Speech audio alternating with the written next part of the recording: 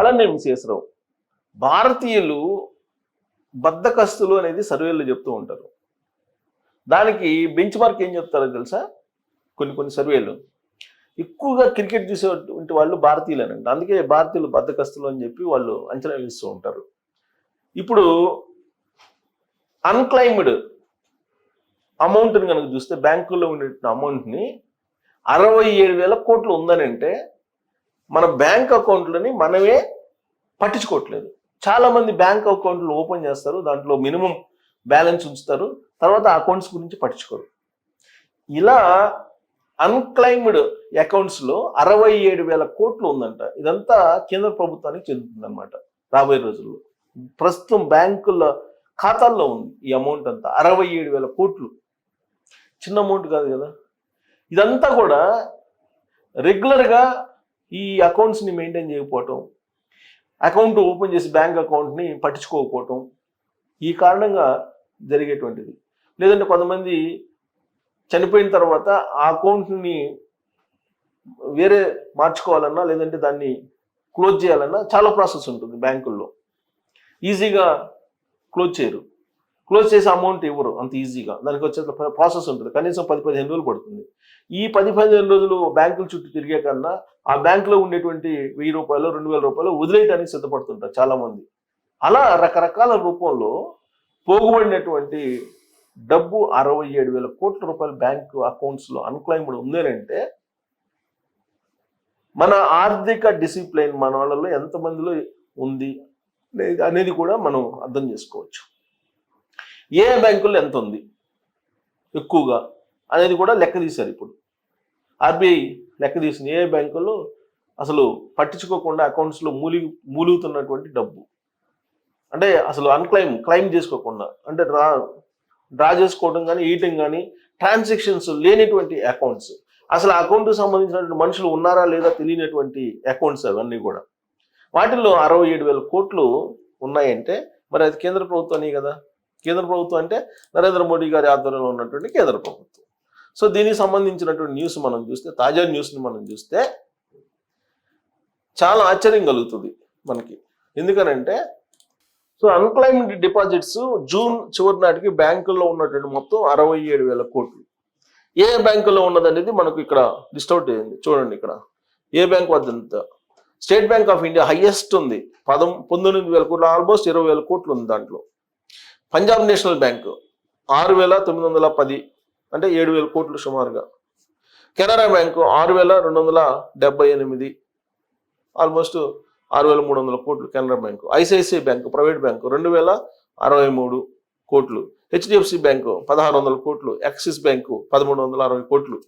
అంటే నేషనల్ బ్యాంకుల్లోనే ఎక్కువ ఉంది మనకి. ఎస్బీఐలో హైయెస్ట్ 19,000 కోట్లు, 19,329 కోట్ల రూపాయలు అన్క్లైమ్డ్, అంటే ఆ అకౌంట్లో సంబంధించినటువంటి వ్యక్తులు ట్రేస్ అవుట్ కావట్ల, అసలు టచ్లో లేరు. దీనికి సంబంధించిన న్యూస్ చూద్దాం. దేశంలోని ప్రభుత్వ ప్రైవేట్ బ్యాంకుల వద్ద అన్క్లైమ్డ్, ఎవరు తమగా క్లైమ్ చేయనటువంటి డిపాజిట్లు మొత్తం కొండలా పెరిగిపోతుంది. ఈ ఏడాది జూన్ చివరి నాటికి ఈ మొత్తం 67,000 కోట్లకు చేరుకుంది. భారతీయ రిజర్వ్ బ్యాంక్ ఆర్బీఐ గణాంకాల ప్రకారం ఇందులో ప్రభుత్వ రంగ సంస్థల వద్ద ఉన్న సొమ్ము 58,330 కోట్లు కాగా ప్రైవేట్ బ్యాంకుల వద్ద ఉన్న సొమ్ము 8,673 కోట్లు. ఆర్థిక శాఖ సహాయ మంత్రి పంకజ్ చౌదరి లోక్సభకు సమర్పించిన లిఖితపూర్వక సమాధానంలో ఈ విషయం తెలిపారు.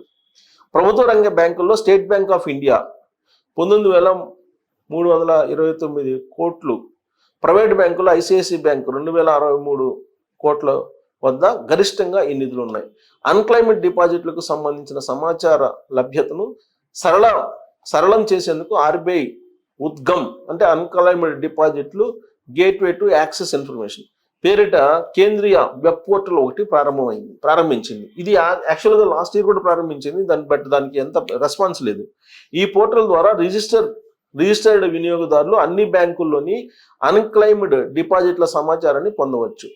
జూలై 1వ తేదీ నాటికి 8,59,683 మంది యూజర్లు ఈ పోర్టల్పై రిజిస్టర్ అయ్యారు. Depositor education and awareness fund scheme 2014 కింద నిధి నిర్వహణతో పాటు ఆ డిపాజిట్లలోని సొమ్ము వినియోగానికి సంబంధించిన అంశాలు పరిశీలించేందుకు ఒక కమిటీ ఉంటుందని మంత్రి వెల్లడించారు. డిపాజిటర్ల ప్రయోజనాల పరిరక్షణకు ఆర్బీఐ నిర్దేశకత్వం మేరకు ఈ ప్రయోజనాల పరిరక్షణకు సంబంధించిన ఇతర అంశాలను ఈ నిధిని వినియోగించుకోవచ్చు. బీమా సామర్థ్యాల పెంపు కోసమే ఎఫ్డిఐ పరిమితి పెంపు. బీమా రంగంలో విదేశీ ప్రత్యక్ష పెట్టుబడుల పరిమితి 100% పెంపు ఈ రంగం పూర్తి సామర్థ్యాల వినియోగంలోకి వచ్చేందుకు దోహదపడుతుందని సీతారామన్ ఆర్థిక మంత్రి లోక్సభకు తెలిపారు. రాబోయే 5 ఏళ్ల కాలంలో ప్రపంచ వృద్ధిని మించి ఈ రంగం 7.1% వంతున వృద్ధి సాధిస్తుందని అంచనా.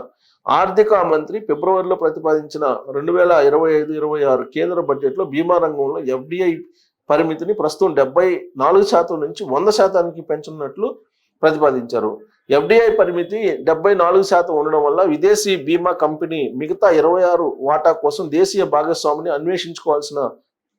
అన్వేషించుకోవాల్సి వచ్చేది. కానీ తాజా నిర్ణయం వల్ల దేశంలో బీమా కంపెనీ ఏర్పాటు చేయడం సరళతరం కావడంతో పాటు ఆ రంగంలోకి విదేశీ పెట్టుబడులు స్థిరంగా రావడానికి వీలు ఏర్పడుతుందని నిర్మలా తెలిపారు. అలాగే టెక్నాలజీ బదిలీ కూడా తేలికవుతుందని, బీమా వ్యాప్తి పోటీ సామర్థ్యం పెరుగుతాయని ఆమె పేర్కొన్నారు. సో 100కు ఎఫ్డిఐలు 100% బీమా రంగంలో అంటే ఇప్పుడు ఇంకా దేశానికి సంబంధం లేదు, ఇతర దేశాల్లో వచ్చి ఇక్కడ నేరుగా పెట్టుబడులు పెట్టి బిజినెస్ చేసుకోవచ్చు, బీమాకు సంబంధించిన బిజినెస్ చేసుకోవచ్చు. అంటే అవుట్రేట్గా భారత ప్రజలకు సంబంధించినటువంటి దాన్ని వాళ్ళ చేతిలో పెట్టారు, విదేశస్తుల చేతిలో. విదేశాల్లో వాళ్ళు ఎవరైనా వచ్చి 100% పెట్టుబడులు పెట్టి ఇక్కడ వ్యాపారం చేసేసుకోవచ్చు. సో స్వేచ్ఛా వాణిజ్యం లాగా అయిపోయింది ఇది.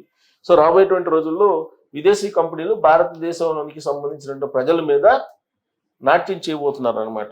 దీంట్లో ఎలాంటి సందేహం లేదు, 100% పెట్టుబడులు అంటే. సో ఇప్పటికే బీమా కంపెనీలు దేశీయంగా కొన్ని ఉన్నాయి. ఇక దేశీయంగా ఉన్న కంపెనీలతో ఎలాంటి సంబంధం లేకుండా విదేశీలే వచ్చేసి ఇక్కడ బీమా రన్ చేసుకోవచ్చు. దీంతో ఎల్ఐసి లాంటివి పోటీ పడతాయి అనేది కూడా చూడాలి. ఇంకోవైపు అన్క్లైమ్డ్ డిపాజిట్లకి ఒకటి గుర్తుపెట్టుకోండి, ఇప్పటికే మీరు అన్క్లైమ్డ్ అంటే మీ ఆ ఖాతాల్లో డబ్బులుండి మీరు డ్రా చేసుకోకపోతే కనుక మీరు ఒక వెబ్ పోర్టల్ని ఇచ్చింది ఆర్బీఐ. ఏ వెబ్ పోర్టల్ అది? ఆ వెబ్ పోర్టల్లో మీరు ఆర్బీఐ ఉద్గమ్ పేరిట కేంద్రీయ వెబ్ పోర్టల్ ఒకటి ప్రారంభించి, ఈ ఉద్గంలో కనుక మీరు ఆ వెబ్ పోర్టల్లో మీ పేరును నమోదు చేసుకుంటే ఖచ్చితంగా మీరు మీ బ్యాంకుల్లో ఏ బ్యాంకులో అకౌంట్ ఉన్నా కానీ ఆ బ్యాంకుల అకౌంట్లన్నీ ఒక చోట మీకు కనిపిస్తాయి, ఆ పోర్టల్లో కనిపిస్తాయి. మీరు దాంట్లో రిజిస్టర్ కావాలి. కాకపోతే ఉద్గమ్ పోర్టల్లో రిజిస్టర్ కావాలి. ఆ ఉద్గమ్ పోర్టల్లో రిజిస్టర్ అయిన తర్వాత మీ బ్యాంక్ అకౌంట్లు ఎక్కడెక్కడ ఉన్నాయి ఏంటి అనేది ఐడెంటిఫై చేస్తుంది, మీకు చెప్తుంది. ఆ అకౌంట్స్ని ఆ పోర్టల్ నుంచే క్లోజ్ చేసుకునే వెసులుబాటుని ఆర్బీఐ కల్పించింది. సో కాబట్టి ఈ 67 కోట్లు ఇంకా పెరిగిపోతుంది, ఏడాదికి పెరిగిపోతుంది. గత ఏడాది కంటే ఈ ఏడాది అన్క్లైమ్డ్ ఖాతాల వాల్యూ పెరిగిపోతుంది. దానికి కారణం రకరకాల కండిషన్స్. అంటే తీసుకోవడంలో, ఆ అకౌంట్స్ని క్లోజ్ చేసి అమౌంట్ని తీసుకోవడంలో సంక్లిష్టమైనటువంటి అంశాలు ఉన్నాయి, సంక్లిష్టమైనటువంటి ప్రక్రియ. అందుకే దాన్ని సరళతరం చేస్తూ ఉద్గమ్ అనేటువంటి ఒక పోర్టల్ని పెట్టింది. ఆ పోర్టల్లో మీరు రిజిస్టర్ అయ్యి మీ అమౌంట్ని మీరు డ్రా చేసుకోవచ్చు. సో రాబోయే రోజుల్లో ఈ అమౌంట్ ఇంకా పెరుగుతుందా లేదంటే తగ్గుతుందా అనేది చూడాలి.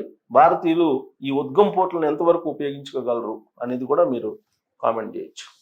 Thank you.